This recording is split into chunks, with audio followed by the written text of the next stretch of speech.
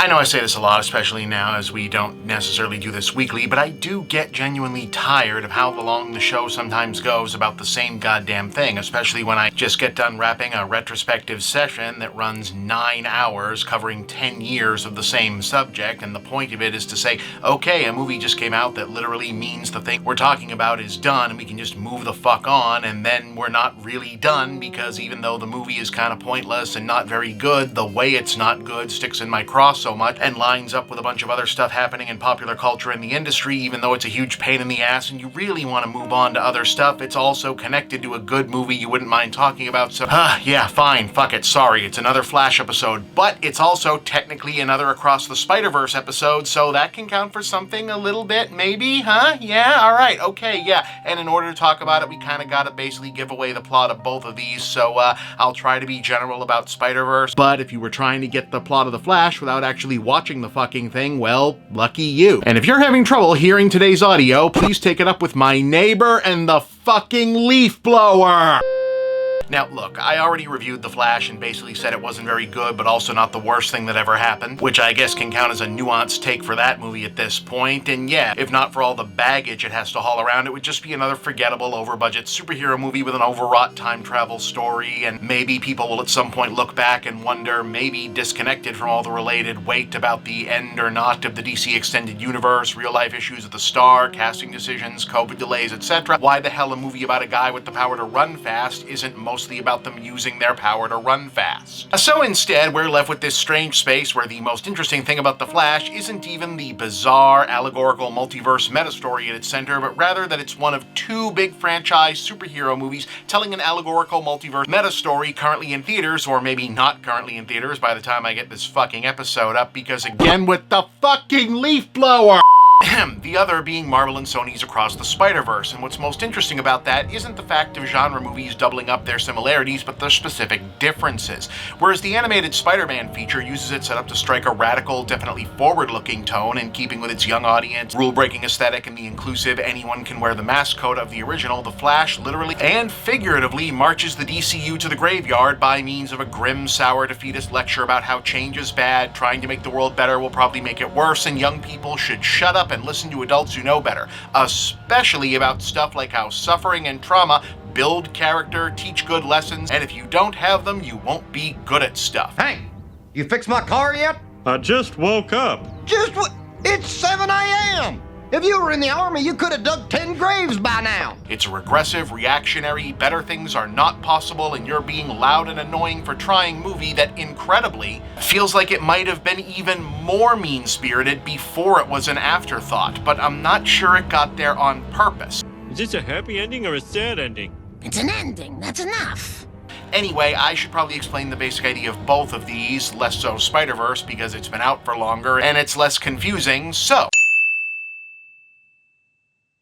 In Across the Spider-Verse, teenager Miles Morales, who in the original Into the Spider-Verse several years ago, if you don't recall, inherited the mantle and powers of Spider-Man from Peter Parker amidst an accident involving supervillains and a machine that ripped a hole in the fabric of the universe and revealed to Miles the existence of alternate universes and other corresponding Spider-Men from each, including a still-living middle-aged Peter, Spider-Woman his own age, Cartoon Pig, etc. In this sequel, confronts a new villain called the Spot, whose seemingly silly power to open portals from one place to another turns out to have dangerous implications for another multiverse-shredding disaster. Miles learns that there are in fact thousands of alternate worlds and alternate Spider-Mans to go with them, and a particularly powerful futuristic Spider-Man named Miguel O'Hara, aka Spider-Man 2099, has organized most of them into a multiversal police force tasked with sewing up holes in timelines and keeping stray villains out of universes where they don't belong. However, as the story goes on, Miles becomes more suspicious as to why he wasn't asked to join this organization to begin with, and soon learns that Miguel isn't simply interested in stopping bad guys and closing portals, he's obsessed with so-called canon events, the idea that Spider-Men have similar lives, powers, backstories, etc. despite their differences, because their fates are predetermined by the universe, and if specific major events of their lives don't happen, getting their powers, losing uncles, failing to save a best friend, getting archenemies, etc., the universes become unstable and can fall apart. So Miguel's version of policing the multiverse isn't simply just fighting bad guys and keeping things in their proper place, it's about making sure the canon events all still happen the way they're supposed to. Not just the good ones, the bad stuff like tragedies and disasters and people dying as well. So the actual story arc and setup for the sequel is all about Miles realizing that not only is he very much ideologically on the the other side of this, as in, no, you don't just do things because they're supposed to be that way. Even if people get hurt, you do the right thing, but that Miguel and a lot of the other Spider-Men regard him as one of the anomalies they need to contain, at least according to this AI algorithm that tells Miguel all this information in the first place, and who the movie is probably assuming most audiences won't know actually turned on Miguel and gave him bad intel in his original 2099 comics, or notice has the big shoulder pads and white outfit thing happening here. And what are we calling part 3 of these again? Think of me as one from beyond. Call me the Beyonder. You're the Beyonder. Got it. Beyonder? I like that. Mind if I use that? I dig your new suit. It just screams, I'm the Beyonder and I'm overcompensating. Who on earth are you? Oh, I'm not from Earth at all. I am the Beyonder. Whoa, has that always been there?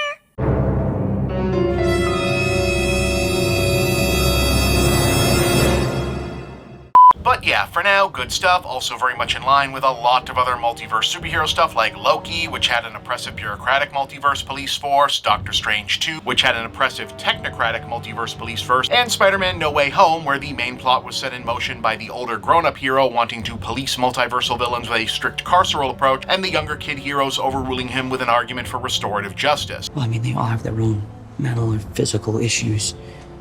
Well, he needs help, and maybe they all do. Some of these guys are gonna die. Parker, it's their fate. Come on, Strange, have a heart. Alternate universes, and the policing or not policing thereof is a metaphor for self-determination within the story. And I very strongly suspect, though this may be a video for another time, an allegory for the filmmakers feeling overly constrained by obnoxious fanboys demanding canon adherence, breaking down largely on lines of old versus young, fighting the system, etc. Especially younger millennials and zoomers like Miles Morales bracing against being told they have to live a certain way according to certain dictates because that's the way it's supposed to go or the way it's always been done. You ridiculous bureaucrats will not dictate how my story ends! Everyone keeps telling me how my story is supposed to go. Nah, I'm gonna do my own thing. The energy, the message, in line with the boundary-breaking visual style embraced by its animation, and in line with a philosophical bullseye on the audience of the same age or younger as the main characters, is effectively to hell with systems, rules, boundaries, borders of any kind. Break the rules, be whatever you want to be, wherever you want to be, however you want to be, and any system that can't handle that should fall, with Spider-Gwen's whole identity and coming out storyline literally bathing her watercolor universe in the colors of the trans rights flag, and Spider-Punk putting it more plainly, it's a metaphor for capitalism. Not exactly subtle. I know writers who use subtext, and they're all cowards. But now here's how The Flash chooses to tackle a very similar theme and storyline.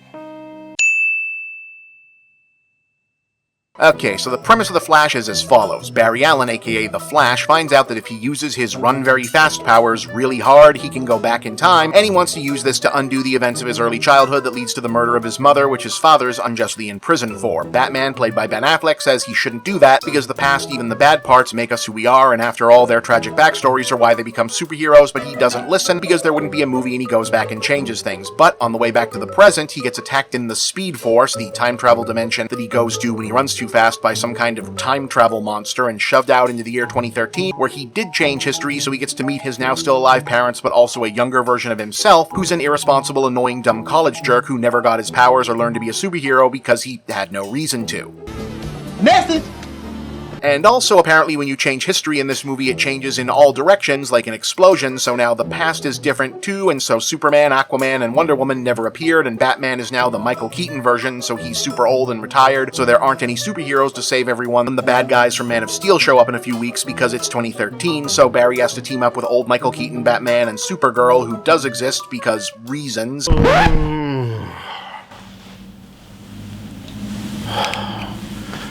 Just so we're clear, guys, The Flash is actually a lot more convoluted and stupid than I'm making it sound here. I'm actually trying to give you the condensed version of this shit. Roll it back.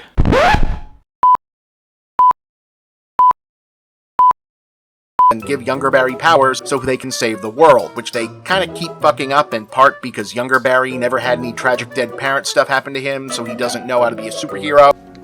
Message! So they lose, and both Barrys start using their time travel powers so they can try again, but they keep losing again, and original Barry starts to get the point that Ben Affleck Batman was right, and he shouldn't have messed with time, because obviously trying to change things is only making it worse, and he has to go all the way back and undo what he tried to change in the first place, except young Barry is now against that, since it literally means they have to go back and cause their mom to die on purpose this time, so he starts going nuts, and then the time travel monster shows up again, and now we can tell that it's actually a monster version of the Flash. The fuck is he talking about? And yeah, if you didn't figure it out already right away, the Dark Flash is actually a future version of younger Barry, who after this point has been continuing to try to change the timeline and save everyone, and so he paradoxically created his own creation by shoving original Barry out into 2013 in the first place, and he'll keep going even though it's going to destroy the multiverse, and this is where we see all the bad deepfake cameos that everyone is mad about, and it's all original Barry's fault for teaching him how not to let go of things, so younger Barry realizes the only way to fix this is to kill himself, which means Dark Flash will never exist, so original Barry can go back, put the timeline the way it should be, but apparently still changes it just enough that even though their mom does still die, the evidence exonerates his father back in the present, but as a final gag, Batman has turned from Ben Affleck into George Clooney.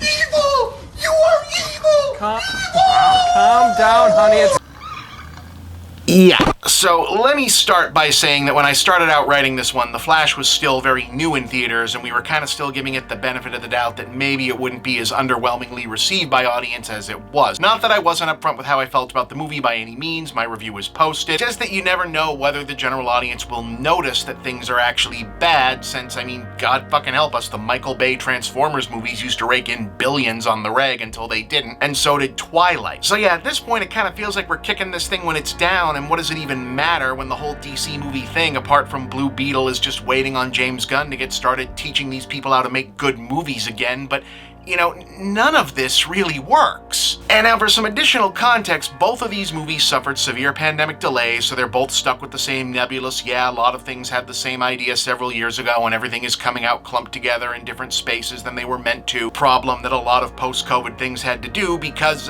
we are still in it, folks. Cue the PSA. The COVID pandemic isn't over. The COVID pandemic is still worse than you think it is. The COVID pandemic was always worse than you thought it was, and it's not going to go away, nor was it ever going to go away by wishing really hard that it would, pretending that it was never there in the first place, or through any means other than medical research that was always going to take longer than you or I likely wanted it to, because that's how science works. The reason you might think that any of this is not the case is because the world around us has been asked to go back to normal, and most of us have been varying degrees compliant. Not because what any of I just said is untrue, but because we exist under capitalism, mass media is very effective, and it worked on you. The fact is, there was a global plague, exacerbated by global institutional incompetence and uncaring that, in addition to killing and disabling millions of us, effectively froze entire sectors of global economic commerce, specifically in media and consumer goods, for about 2.5 years. And because the wealthy 1% of individuals and political institutions worldwide who lost out in that period financially decided that was quite long enough for their losses to continue, the rest of us have been all asked to not only go back to normal, but also to forget as quickly as possible that those 2.5 years of global plague ever happened in the first place, or at least that it wasn't really that bad, which is why most corporate entertainment media and entertainment media reporting that merely repeats talking points either without examination or with an agenda of its own never mentions it when talking about studio profits, corporate profits in general, box office, streaming numbers, TV ratings, company consolidation, audience tracking, wages, unions, spending, buying, all things directly related to and affected by the pandemic from the start and still affected in ongoing ways. Therefore, in the same way that you'd be very skeptical of any historical presentation about significant events of the mid-1940s that failed to mention, oh, and also World War II was happening, so that probably affected this in some respect, you should have that same skepticism and apply it to anyone talking about anything happening in business, politics, or culture that does not make, oh, also, that global viral plague probably contributed to this too, a central part of their thesis, because it is central to everything, whether we want it to be or not, for the foreseeable future. Thank you for listening, and stay safe. But in The Flash's case, it's really pronounced because they started trying to make this movie back when they greenlit all the rest of this DC Extended Universe bullshit and then pivoted into a version of the Flashpoint reboot storyline circa 2018 when it was clear it wasn't working out and they wanted a fandom-friendly excuse to just start things over, which in and of itself I don't really have an issue with. In fact, there's a lot in this that conceptually I think could have actually worked out and just didn't, because they very clearly changed their mind about where they were actually rebooting and what they were trying to do and go towards and away from, and there's no coherent meaning in the thing. What the hell is this? I'm asking myself the same question. No! What does that mean? And as a result, you've got something that's very much too insistent about the ideas that are very much in conflict with each other ideologically to very troubling ends. It ends up, whether they still wanted to or not, feeling just so cruel and ugly that I'm still kind of giving it the benefit of the doubt, I guess, in a sense. I mean, this can't really be what they meant for all of this to mean, can it? Because it doesn't feel like the go-home message they wanted audiences to go home with. And not just because I can't see any filmmakers wanting to, because it doesn't fit with where they lead off from. You see, the problem with this isn't necessarily that it's a don't change the future or you shouldn't mess with time travel movie. That's not inherently the wrong message or premise to build your sci-fi timey-wimey movie around itself, even if it's a little weird to do so while openly name-checking Back to the Future, where the moral of the story ended up very much being, you know what, Marty? Just go ahead and fuck with the timeline. You might as well. Turns out Doc gets to live, your parents' lives become awesome, Biff is your dad's slave, you get a sweet-ass car. Go fucking hog wild, man. Later on, you get a hoverboard and you get to be a cowboy.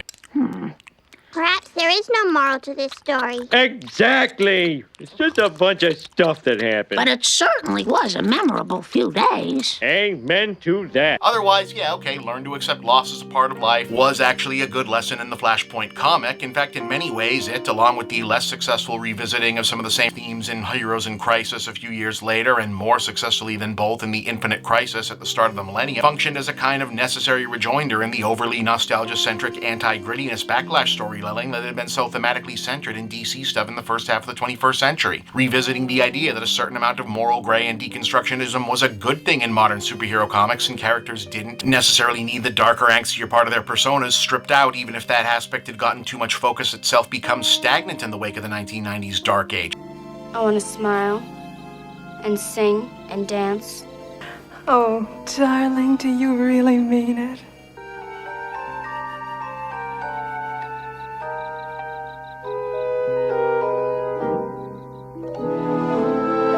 As much as writers like Jeff Johns, Grant Morrison, Kevin Smith had been not unfairly criticized for their zealous focus on pulling the aesthetic and character roster of the DC Universe back towards a Silver and Bronze Age status quo, they and their contemporaries have also engaged in a very strong strain of self-critique against the reactionary impulse that can come along with that same tendency. Characters like Superboy Prime, Wally West having a psychotic break in Heroes in Crisis, specifically because he can't take being an icon of unironic hope, Flashpoint being about Barry learning to not rewrite a tragic backstory. Those are arguments for balance amid the we need to stop trying to turn everything dark and gritty and be more like the bouncy, colorful 70s again push that was more prevalently dominating a lot of DC publishing culture at the time. And I get a strong sense that at least at one point, while the Flash movie was turning into a version of Flashpoint first and foremost as a way for Warner Brothers to soft reboot their way out of the fact that the original post-Justice League plan simply wasn't going to work as a long-term strategy, there was a point where they were also trying to split the difference and use it as a way to argue on behalf of the things they were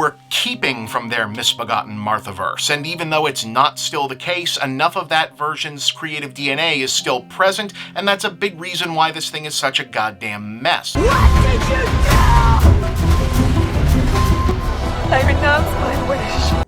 Well, that was pointless. But it's still nowhere near the main reason. Pandemic delays, a problematic, to put it mildly, star, shifting justifications to exist, and a complete change in mission statement would certainly be hurdles to overcome for any production, and despite the attention being paid to it here, I'd still hasten to stress that The Flash is simply an ordinary below-average movie, not even close to the worst film in its own franchise when compared to disaster pieces like Batman v Superman or even Wonder Woman 1984. Nonetheless, the question of what exactly happened is evident enough to demand more explanation than simply bad timing and a lack of coherent rationale to exist. Releasing an underwhelming comic book movie largely as a result of the ground shifting under your feet amidst global economic and cultural realignments with a giant asterisk next to one of your lead actors for the worst possible reason is the backstory for how one gets a wrong movie, wrong moment scenario like Quantumania. Putting out something like The Flash that feels almost calculated to be as narratively and even thematically antagonistic to not just the target audience of the genre but the very spirit of the zeitgeist is another level of failure entirely, the type where you want it to mean something if only to justify the headspace demanded by the sheer scale of it. What would possess a studio actively hemorrhaging goodwill and actual cash flow from a Gen Z audience specifically invested in this genre to throw its weight behind a film that's openly contemptuous of them,